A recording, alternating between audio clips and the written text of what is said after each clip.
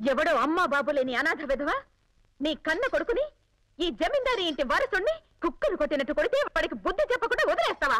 బుద్ధి చెప్పాలనే పంచాయతీ పెట్ట చెల్లెమ్మా, కానీ ఆఫీసర్ అమ్మా నీకు శిక్షించే అధికారం లేదనగానే వదిలేసి వచ్చేసావు అంతేగా?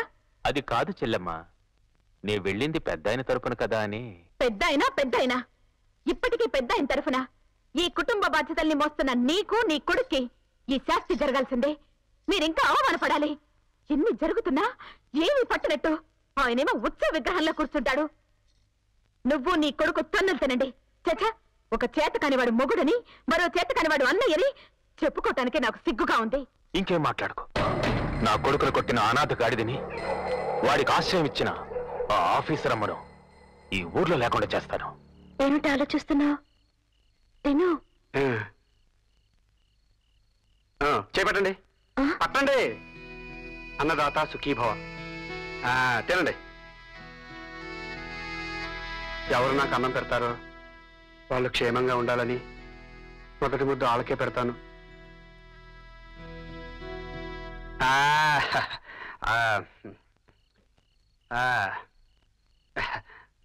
బాగుంది. అవునండి, మిమ్మల్ని ఏమని పిలవాలండి? నన్ను చూస్తే నీకేమని పిలవాలనిపిస్తుంది? నిజం చెప్పమంటారా? మిమ్మల్ని అమ్మోరు అని పిలుద్దాం అనుకున్నాను, కానీ అమ్మోరు కనిపించదు, మీరు కనిపిస్తారు. మిమ్మల్ని ఆఫీసర్ అమ్మ అని పిలుద్దాం అనుకున్నాను, కానీ మీకు గేర్ ఉండదు, శాంతంగా ఉంటారు. మిమ్మల్ని ఏమని పిలవాలి? బుల్లెమ్మ. గుండమ్మ కథ సినిమాలో ఎన్టీ వాడు సావిత్రిని బుల్లెమ్మ అని పిలిచేవాడు. మీరు కూడా సావిత్రి లాగా ఉంటారు కదా, అందుకనే మిమ్మల్ని బుల్లెమ్మ గారు అని పిలుస్తాను. పిలవకూడదా?